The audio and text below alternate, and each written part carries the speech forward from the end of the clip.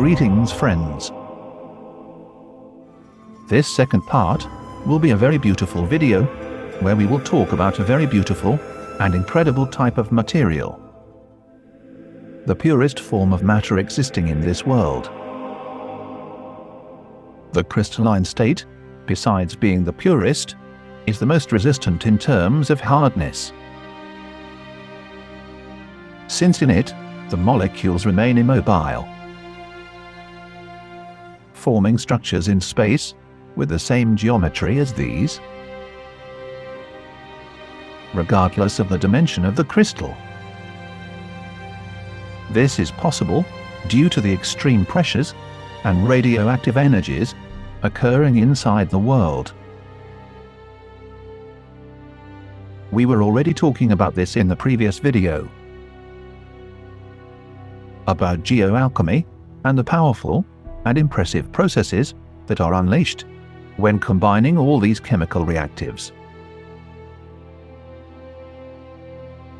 We were also talking about diamonds, about some energetic secrets that they carry inside and that are not easy to access. We also saw how this whole world is radioactive, and how radiation itself is alchemy generated by this world through its cycles of transformation phenomena.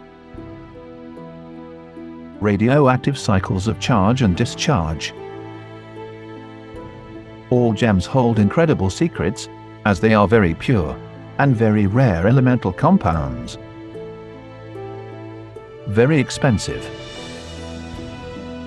However, many of these costs are sometimes due to their rarity,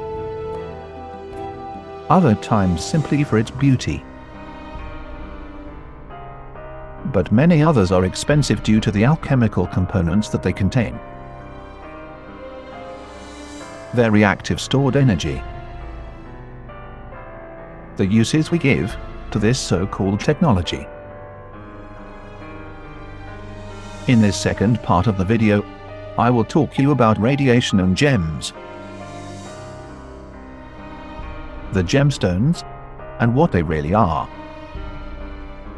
Are they really rocks? Or are they something else?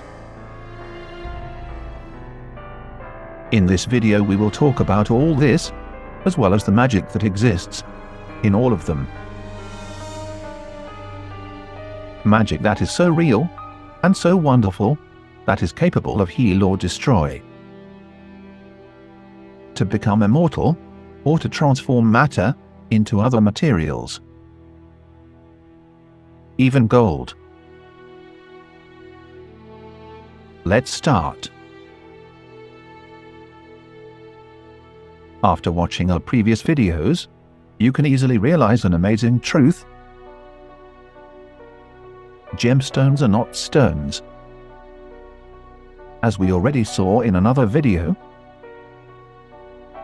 not even stones are stones. We will explain this in the following way. The characteristic that a gemologist uses to identify what we commonly call a gemstone is its chemical composition. For example, diamonds are made from carbon and rubies are made from aluminum oxide. Obviously, under very different forces of transformation. And compounds like chromium oxide, which gives the ruby its deep red color. In fact, the qualities that helped make prominent the big four, diamonds, rubies, sapphires, and emeralds, is, firstly, their exceptional hardness, then their rarity, as well as the intensity and brilliance of their colors. However, their real power lies in what they reveal when irradiated with the dynamo that forged them. That is to say, the same world and its radiation. All the so-called gemstones are crystals produced by geo-alchemy. Compressed and purified energetic elements. Some, by providing them with more energy, tend to purify themselves more. For example, the rubies, which, like other stones, can be further purified by means of a forge, heating them extremely for some time until they become brighter and clearer, and thus more expensive. This ruby process is common among the Burmese merchants. This to improve gems, being at the same time a secret in its formula and recipe. Even a ruby can be made artificially too. All this corroborates the previous mentioned about the purification and the alchemical transformation of these misnamed rocks. From this, we can get an idea that the rules of hemological science are not very different from the alchemical ones. The world itself is a gigantic alchemical laboratory, a very perfect and very unknown laboratory. Only 4 gems are considered precious stones, thanks to their exceptionality: the ruby, the sapphire, the emerald and the diamond. All others are considered semi-precious gems. Precious and semi-precious stones are mostly minerals, but some of them, however, are organic, such as amber, a fossilized vegetable resin.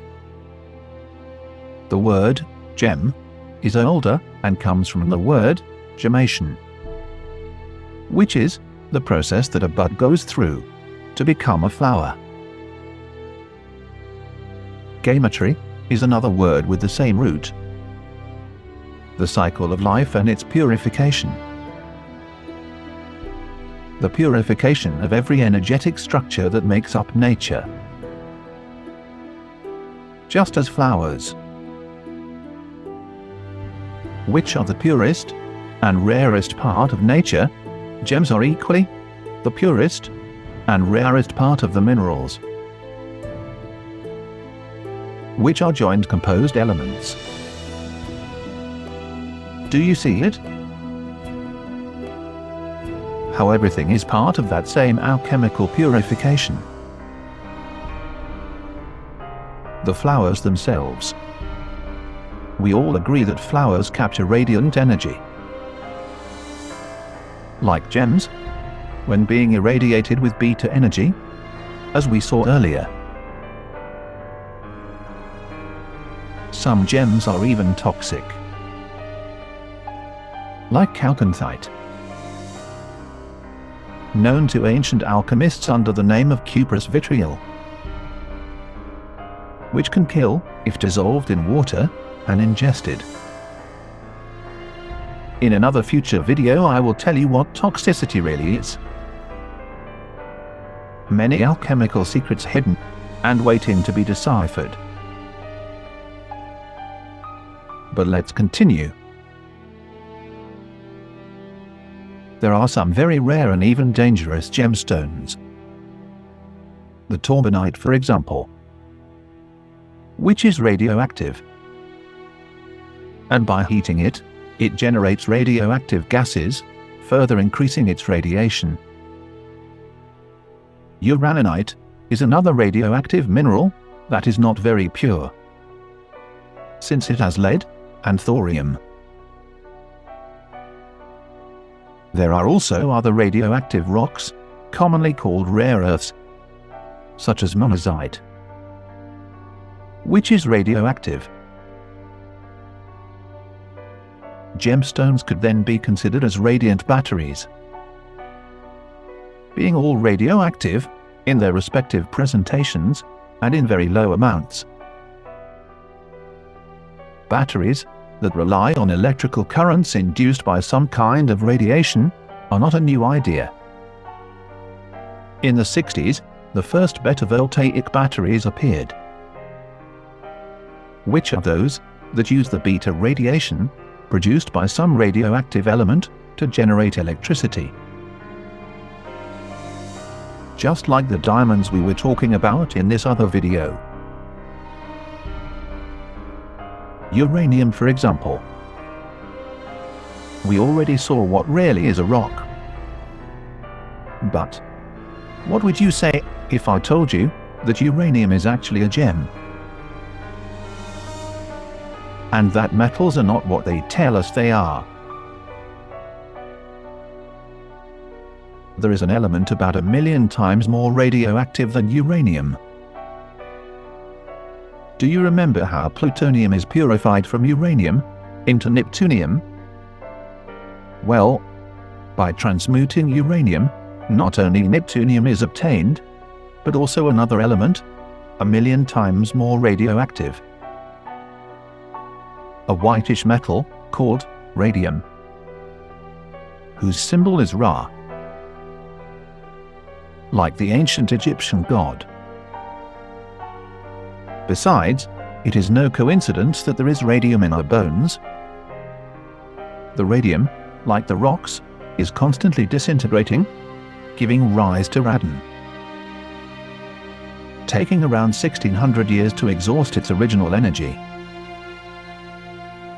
Radium even has the ability to destroy malignant tissue. Yes, just as you hear, it destroys evil. For this reason, this element is widely used in therapies to stop the growth of cancers and tumors, and is also luminescent. That is, that generates light by itself. Also, radium produces high-capacity neutrons when mixed with beryllium, which is this rock. All this is something very complex and has all to do with the ancient alchemical metathesis that derives in the current chemistry, forgetting the original creation, something that in alchemy was considered sacred. The complete knowledge of what these physical and chemical phenomena really are. The discovery of radium was presented by Pierre and Mary Corey in 1898. A new chemical element with the highest known radioactive power. Let us remember that radioactivity as such is the emission of particles and radiation from that spontaneous disintegration of their atoms. That is to say, the liberation of that primordial energy that's contained in them. This stored energy was discovered by the French physicist Antoine-Henri Becquerel, working with uranium. But it was Marie Curie and her husband who noticed that, in uranium, there were different elements that were lighter and others that were denser. Different purities trapped within the uranium itself. Some of them being much more radioactive than uranium itself. Remember that uranium is present in all rocks and soils, just as in water and in all beings. For this reason, it could be said that the god Uranus is present in all things, just like in the ancient legends. In their research, the Curie discovered radium, cause they separated the uranium from it and found that the remaining material was even more radioactive, as if it were purified and magnified, removing the impurities and concentrating the material. In that way, radium became the first radioactive element to be successfully transmuted in the laboratory. From here, a media boom was created, one that shouted up progress and future in everything that involved nuclear energy. It was described as the solution to all ills and the step towards a utopian futuristic nuclear society. Nothing further from reality. This element, called radium, was used until the 1930s in almost everything, from luminescent paints to foot warmers. Also in medicines, ovens, toothpastes, creams, and in an infinity of other things. In those years, everything scientific had a surprising propagandistic effect. And even more so, everything that contained radioactivity. Cause it meant advancement and technological progress, as well as economic possibility. It was something new and futuristic. People loved radium, and its shine was even more eye-catching. The downside was, as it was later discovered, or so we are told, that the exposure to this element also causes serious damage to health. This in the long and medium term. Things like sores, anemia, or bone cancer. For this reason, the use of radium was subsequently stopped. Seeking then to hide such a tremendous failure, and all the cases of deaths related to this scientific failure. This happens, as they tell us, because the radium and its released energy is recognized by the radium present in the bones, calcifying more. Therefore, the radioactivity of radio degrades the bone marrow and can cause the cells to mutate. Since then, radio manipulation has been blamed for the premature death of Mary Curie, who died of aplastic anemia. From all this, we can resolve that the transmutation of gems into metals is not only real, but is a tremendous process of alchemical purification. Now tell me, where does the metal called iron come from? Answer: of the alchemical purification of a rock. Another gem, in which they remove the impurities through those physical and chemical phenomena, transmuting it and turning it into another element with different properties. Do you see how technology is alchemy? And how do they not tell us that they seek to copy the natural processes? See how Geo-Alchemy converts precious stones into radiant gems. The discovery of nuclear physics demonstrated the energetic union that exists between physics and chemistry. How they both are one. And how the ancient idea of turning lead into gold is possible. Since it would be enough to extract 3 protons from a lead atom, which has 82 protons, to obtain a gold atom of 79 protons. Over time, the alchemical idea of transmutation was replaced by the so-called reactions and transformations of matter, which, as we see, are the same. With all this revealed knowledge, becomes increasingly clear that the transformation of one element into another is a reality. Speaking of these, and since we are learning the secrets of radiation in gems, there is a very interesting topic also related to alchemy and energy. To rocks and their transmutation into metals. Just with the power of the mind and a magical gemstone. A rock with impressive capabilities, and that is the culmination of the complete alchemical work. A legendary gem known as the Philosopher's Stone. A magical stone capable of turning lead into gold, along many other abilities. Before continuing, I would like to make a clarification. In this channel we do not seek to disdain science or chemistry, but revalue them. Cause scientists are alchemists, just that they have forgotten their purpose, the true meaning of what they do. They have been corrupted by those pieces of paper. Because of this system, this channel seeks to motivate all scientists to see the magnificence, to act with a vision on the future, so that they know their mission with this world and with the children. Now I will show you that science and alchemy are the same, and how the technology does not exist.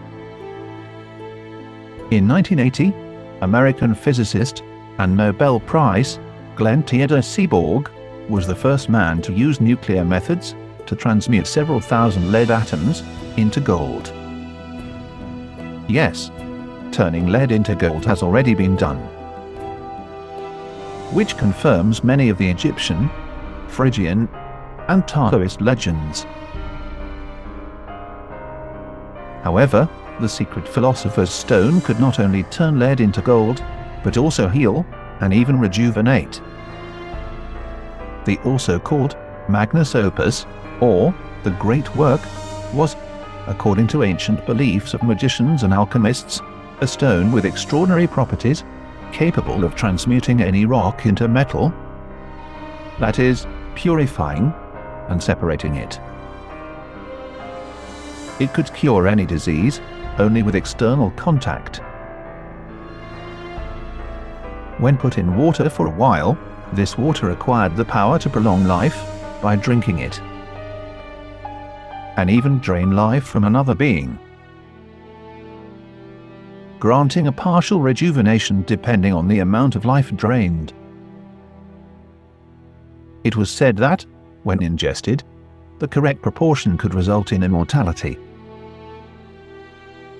Due to this, many alchemists were slaves to other more powerful alchemists who promised to cure them or prolong their life in exchange for favors. Some of the alchemists who had this stone in their possession mentioned having experienced an increase in their vitality and even more physical strength just after ingesting these potions.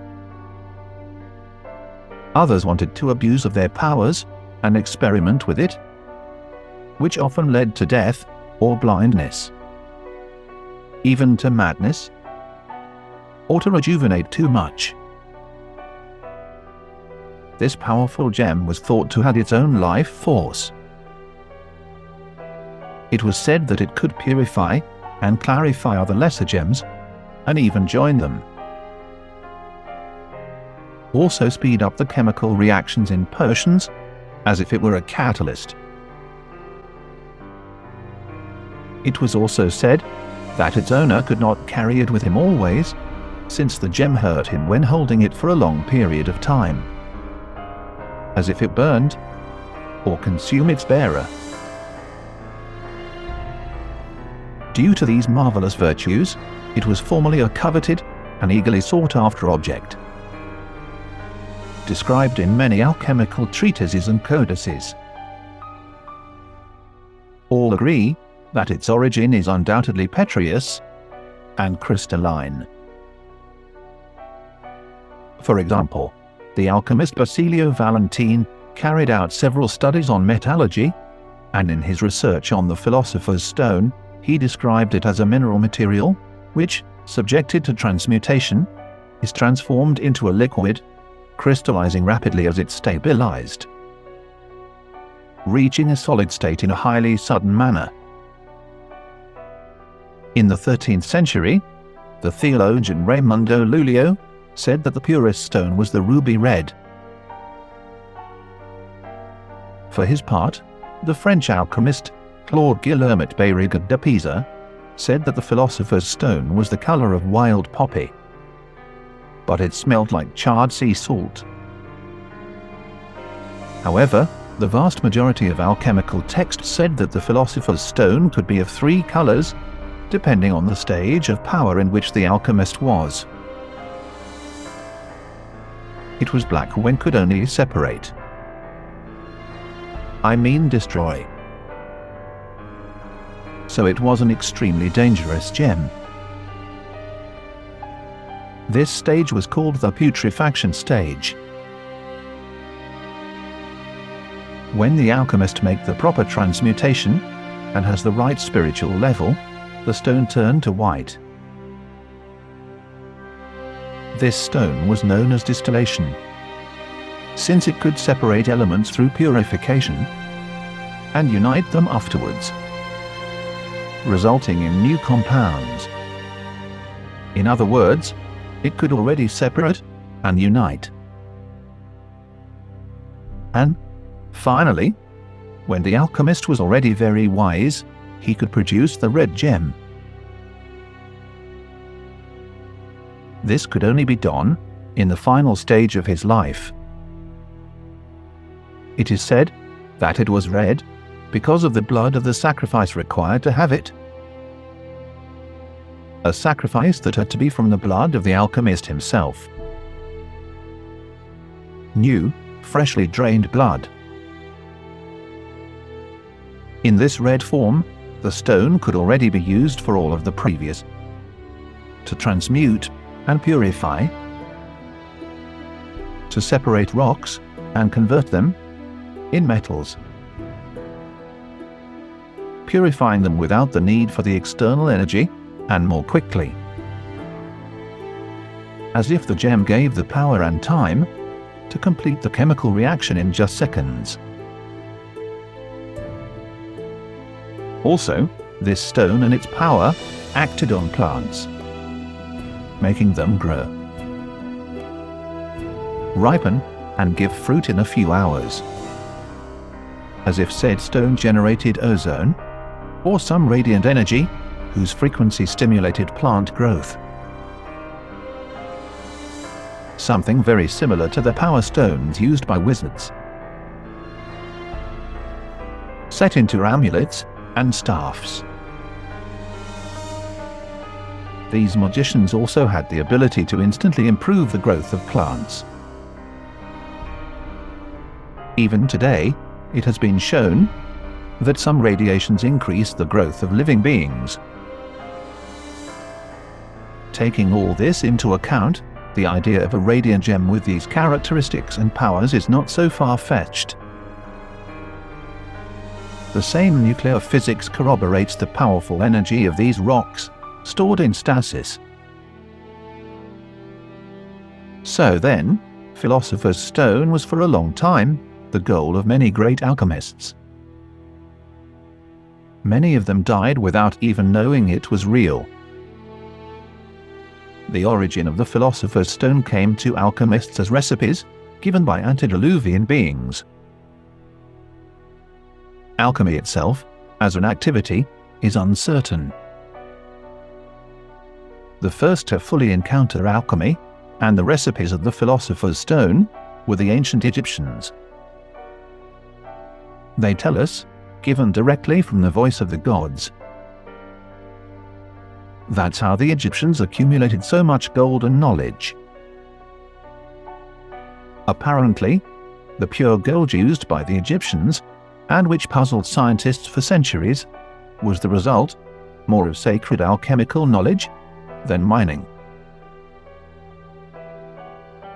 The delirium of the Egyptian royalty for gold forced the first alchemists to outline the elaboration of substitutes for gold, obtaining alloys like platinum or white gold. Here, metallurgical alchemy was born. They even experimented with glass, with tin, and with lead. It was with the latter with what they were most successful, turning it into gold for some time through channeled electrical beams.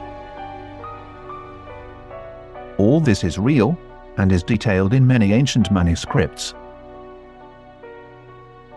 like the Leiden and the Stockholm papyri, dated at the end of the 3rd century.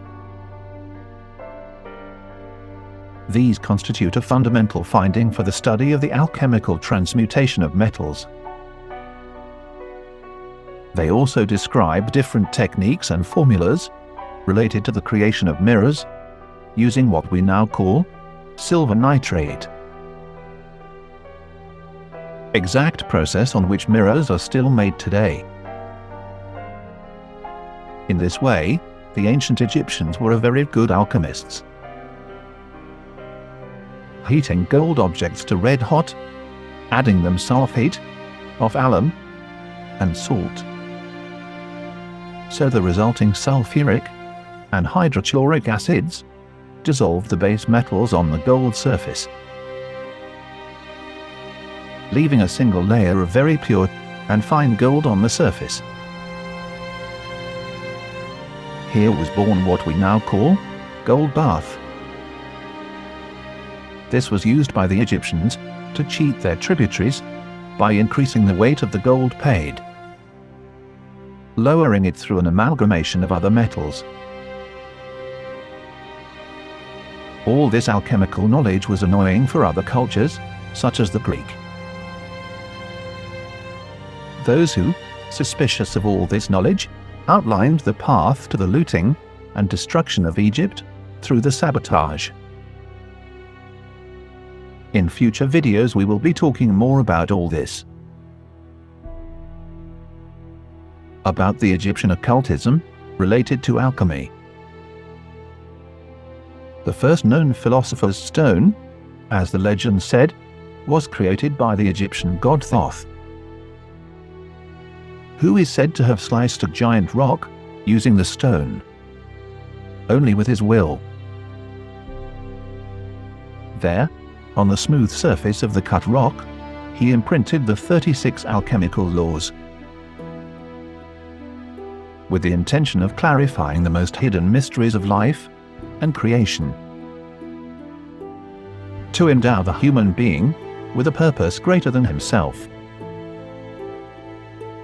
Afterwards, he again used the power of his philosopher's stone, mixing it with his will, to effortlessly transmute the entire rock into the purest, most brilliant emerald seen by man.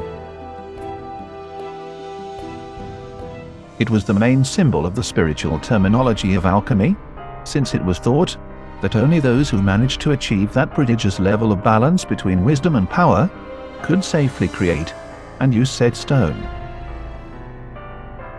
Thus, the philosopher's stone represented the highest expression of the perfection of the entire alchemical work, in addition to the illumination and celestial wisdom of its creator. There are legends about the Parisian alchemist Nicolas Flamel, who in 1417 is said to have been able to create the philosopher's stone and achieve immortality. This legend was reinforced when Flamel began to have a great fortune in a very short time, and when, years after his death, his body and of his wife were not found inside his tombs, being empty.